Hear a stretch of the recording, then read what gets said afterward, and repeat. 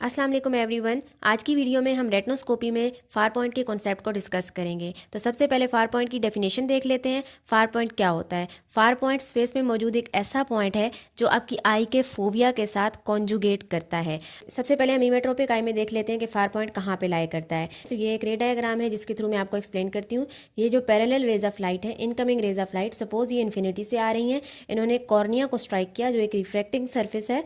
Cornea को strike करने के बाद हल्की सी कन्वर्ज हुई आगे। उसके बाद हमारा जो आई का क्रिस्टलाइन लेंस है उसको हिट किया और क्रिस्टलाइन लेंस से भी रिफ्रैक्ट होने के बाद हमारे आई के रेटिना पे जाके फोकस की। ठीक है, अब ये इनकमिंग रेज थी जिन्होंने जाके रेटिना पे फोकस किया। अब यही रेज ऑफ लाइट जब इमर्ज आउट होंगी रेटिना से तो ये कहाँ पे इमेज बनाएंगी स्पेस में? जिस पॉइंट पे जाके स्पेस में ये रेज ऑफ लाइट फोकस होंगी उस पॉइंट को हम क्या कहेंगे? Far point. तो इमेट्रोपिक आई का जो फार पॉइंट होता है, क्योंकि देखिए हमें इसको कहीं पे भी फोकस नहीं कर सकते पेज के ऊपर, हम यही कंसीडर कर लेते हैं कि इसका जो फार पॉइंट है वो इन्फिनिटी पे है। ठीक है, अब इन्फिनिटी को हम प्रैक्टिकल पर्पसेस के लिए 6 मीटर भी कंसीडर कर सकते हैं। अब जैसा कि आप सब जानते हैं कि इमेट्रोपिक आई एक नॉर्मल आई होती है, इसमें किसी किस्म का रिफ्रैक्टिव एरर नहीं होता और इसका जो फार पॉइंट होता है वो ऑलरेडी इन्फिनिटी पे होता है। तो हमें कोई भी लेंस लगाकर फार पॉइंट को इन्फिनिटी पे लाने की ज़रूरत नहीं होती। अब हम हाइपरमेट्रोपिया की कंडीशन को देख लेते हैं। हाइपरमेट्रोपिया की जो कंडीशन होती है ये एक रिफ्रैक्टिव एरर है जो हमारी आई में मौजूद होता है। अब इसमें होता क्या है कि जो parallel incoming rays of light है ये आई, इन्होंने हमारे कॉर्निया को स्ट्राइक किया। कॉर्निया को स्ट्राइक करने के बाद यहाँ से हल्की सी कन्वर्ज होने के बाद लेंस को स्ट्राइक करती हैं और लेंस को स्ट्राइक करने के बाद रेज ऑफ लाइट जो है वो रेटिना पे फोकस होने की बजाय बिहाइंड द रेटिना फोकस कर रही होती हैं। अब इस कंडीशन को हम क्या कहते हैं? हाइपरमेट्रोपिया। अब ये होता क्यों है? इसकी मल्टीपल रीजन हो सकती हैं।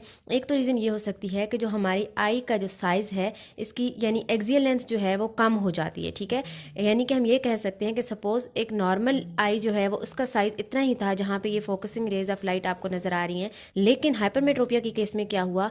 एक्सियल लेंथ कम हो गई, आई का साइज़ स्मॉल हो गया। जब आई का साइज़ स्मॉल हो गया तो रेज ऑफ लाइट तो उसी पॉइंट पे फोकस करी है जहाँ वो नॉर्मल आई में कर रही थी, लेकिन चूंकि आई आगे आ गई है तो हमें ये rays of light behind the retina दिखाई दे रही हैं। तो एक तो ये रीज़न है कि रेज ऑफ लाइट हाइपरमेट्रोपिया में बिहाइंड चली जाती हैं क्योंकि आई का साइज स्मॉल हो जाता है।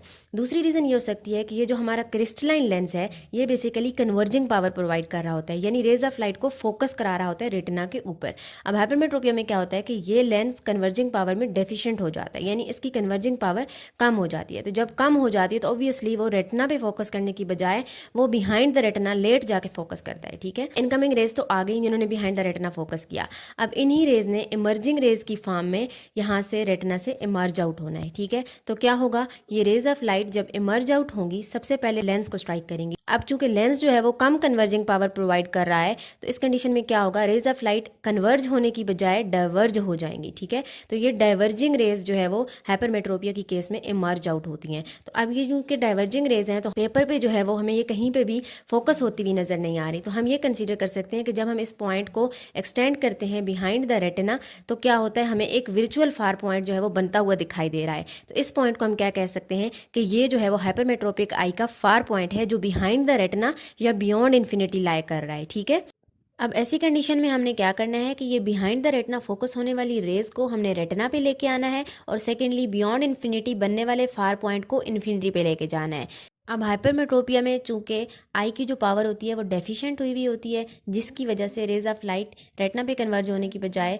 बिहाइंड द रेटिना चली जाती हैं। तो हमें क्या चाहिए होता है? बाहर से एक्सटर्नली हमें प्लस का लेंस चाहिए होता है जो रेज ऑफ लाइट को रेटिना पे कन्वर्ज करे। तो हमें उस लेंस की पावर किस तरह फाइंड करनी है? रेटिनोस्कोपी में न्यूट्रलाइजेशन की टेक्निक को यूज़ करते हुए हम उस प्लस लेंस की पावर को फाइंड आउट कर सकते हैं जिससे रेज ऑफ लाइट रेटिना पे फोकस हो जाए और बियॉन्ड इन्फिनिटी बनने वाला फार पॉइंट इन्फिनिटी पे आ जाए।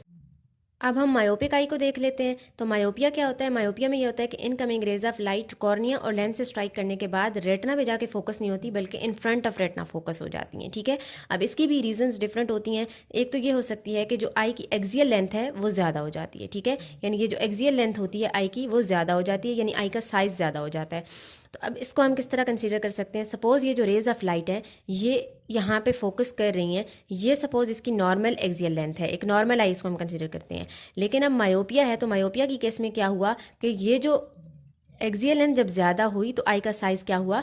ज़्यादा हो गया। तो रेज ऑफ लाइट तो उसी पॉइंट पे फोकस कर रही हैं, लेकिन चूंकि आई का साइज़ ज़्यादा हो गया है तो हमें rays of light in front दिखाई दे रही हैं। ठीक है, तो एक रीज़न तो ये हो गई कि एक्सियल लेंथ इंक्रीज हो गई जिसकी वजह से हमें rays of light in front दिखाई दे रही हैं। दूसरी रीज़न क्या हो सकती है कि ये जो हमारा क्रिस्टलाइन लेंस है ये क्या करता है, ये क्रिस्टलाइन लेंस जो है वो बहुत ज़्यादा कन्वर्जिंग पावर प्रोवाइड करना स्टार्ट कर देता है जिसकी वजह से रेज ऑफ लाइट रेटिना पे जाके फोकस होने की बजाय इन फ्रंट ऑफ रेटिना फोकस हो जाती हैं। अब हम इसके फार पॉइंट को डिस्कस करते हैं। तो ये देखें, सपोज ये इनकमिंग रेज आई, कॉर्निया और लेंस से स्ट्राइक होने के बाद इन फ्रंट ऑफ रेटिना इन्होंने फोकस किया। अब यही रेज ऑफ लाइट जब रेटिना से इमर्ज आउट होंगी तो क्या होगा, ये इमर्जिंग रेज की फॉर्म में जब रेटिना से इमर्ज आउट होंगी तो सबसे पहले इन्होंने लेंस को स्ट्राइक करना है। अब लेंस मायोपिया की केस में चूंकि ज़्यादा कन्वर्जिंग पावर प्रोवाइड कर रहा होता है तो क्या हुआ, ये डाइवर्जिंग लग रही है रेज ऑफ लाइट, लेकिन लेंस से स्ट्राइक करने के बाद कन्वर्ज हो जाएंगी। तो हम क्या कह सकते हैं कि जो मायोपिया का फार पॉइंट होता है या जो मायोपिक आई का फार पॉइंट होता है वो इन्फिनिटी और पेशेंट की आई के दरमियान होता है। ये पेशेंट की आई है और इन्फिनिटी हम किसी भी पॉइंट को कंसीडर कर सकते हैं। तो ये जो हमारा फार पॉइंट यहाँ पे बन रहा है जहाँ पे ये emerging rays of light converge हो रही हैं आके, उस पॉइंट को हम क्या कह रहे हैं, फार पॉइंट कह रहे हैं, जो कि पेशेंट की आई और इन्फिनिटी के दरमियान बना है। अब मायोपिया की केस में rays of light in front focus हो रही हैं, फार पॉइंट भी जो है वो in front of patient eye बन रहा है। तो रेज ऑफ लाइट को इन फ्रंट से रेटिना पे फोकस करवाने के लिए हमें एक्सटर्नली एक डाइवर्जिंग लेंस चाहिए होता है या जिसे हम कनकेव लेंस कह सकते हैं। तो वो लेंस क्या करता है, रेज ऑफ लाइट को डाइवर्ज करवाता है और रेटिना पे फोकस करवा देता है। अब रेटिना पे फोकस होती हैं रेज ऑफ लाइट तो ऑब्वियसली एक शार्प क्लियर इमेज बन जाता है और जो फार पॉइंट होता है वो इन्फिनिटी पे आ जाता है। तो रेटिनोस्कोपी से ही हमने ये चीज़ फाइंड करनी होती है कि कितनी पावर चाहिए उस डाइवर्जिंग लेंस की जिससे रेज ऑफ लाइट रेटिना पे फोकस हो जाए और far point in front of patient eye से इन्फिनिटी पे आ जाए। अब हम मायोपिक आई का फार पॉइंट को फाइंड करने का एक फार्मूला देख लेते हैं कि अगर आपको डायोप्ट्रिक पावर में रिफ्रैक्टिव एरर दिया गया हो तो आप उससे फार पॉइंट कैसे जो है वो निकाल सकते हैं। तो इसका एक कॉन्सेप्ट है जिसमें हम ये कहते हैं कि फार point of myopic I depends on the amount of myopia, या फिर हम इसको अल्टरनेटली इस तरह से भी कह सकते हैं, far point of myopic eye is reciprocal of its dioptric power. अच्छा, अब ये मायोपिक आई की केस में जो लोकेशन ऑफ फार पॉइंट होती है वो basically amount of refractive error पे डिपेंड करती है, अमाउंट ऑफ मायोपिया पे डिपेंड करती है। जितना ज़्यादा रिफ्रैक्टिव एरर होगा उतना ही फार पॉइंट क्लोज टू आई होगा और जितना कम रिफ्रैक्टिव एरर होगा फार पॉइंट जो है वो आई से दूर होता जाएगा।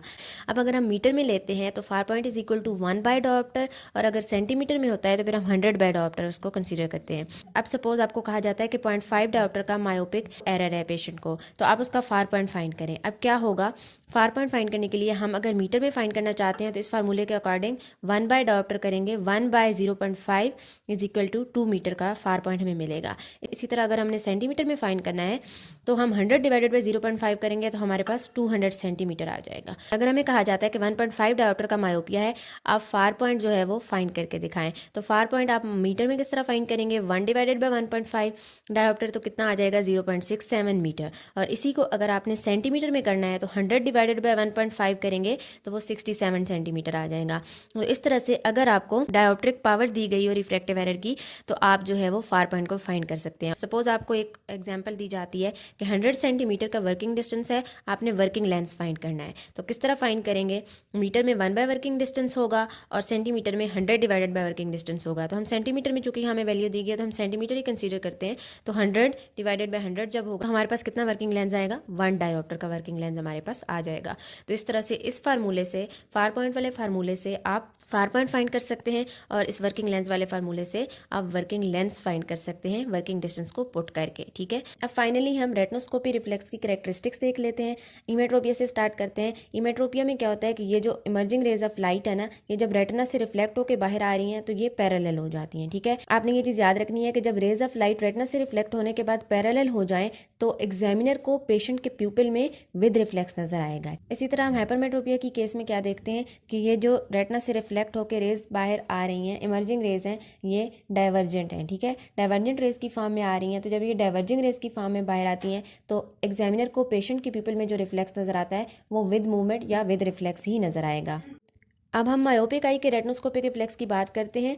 मायोपिक आई से रेज ऑफ लाइट जो इमर्ज होती हैं वो कन्वर्जिंग रेज की फॉर्म में होती हैं। ठीक है, तो अब सपोज जो एग्जामिनर है वो पेशेंट की आई से 1.5 डायोप्टर या फिर 67 सेंटीमीटर के डिस्टेंस पे बैठ के रेटिनोस्कोपी कर रहा है। ठीक है, अगर फार पॉइंट एग्जामिनर के बिहाइंड बन रहा है, इस केस में क्या होगा, एग्जामिनर को रेटिनोस्कोप करते वक्त पेशेंट की आई में जो रिफ्लेक्स नजर आएगा वो विद मूवमेंट की फॉर्म में नजर आएगा, और इस कंडीशन में अमाउंट ऑफ मायोपिया जो है वो 1.5 डायोप्टर से कम होगा, यानी ये जो वर्किंग लेंस होगा इससे कम डायोप्टर का मायोपिया होगा अगर फार पॉइंट बिहाइंड एग्जामिनर बन रहा है। और अब अगर फार पॉइंट एग्जामिनर के बिहाइंड नहीं बल्कि एग्जामिनर के प्यूपिलरी प्लेन पे ही बन रहा है, तो इस कंडीशन में एग्जामिनर को कोई मूवमेंट शो नहीं होगी रिफ्लेक्स में, और अमाउंट ऑफ मायोपिया जो है वो वर्किंग लेंस के इक्वल होगा, जो कि 1.5 डायोप्टर है इस कंडीशन में।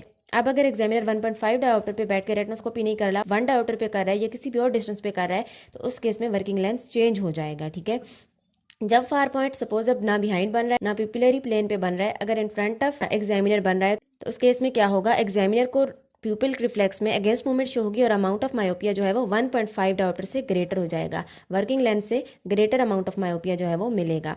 तो गाइज ये थी आज की वीडियो जिसमें हमने रेटिनोस्कोपी में फार पॉइंट के कॉन्सेप्ट को डिस्कस किया। ठीक है, और रेटिनोस्कोपी के रिफ्लेक्स को जो है वो डिटेल में देखा। होप सो आपको समझ आई होगी। अगर आपका कोई क्वेश्चन है, कोई चीज़ जो है वो आपको समझ नहीं आई तो आप पूछ सकते हैं।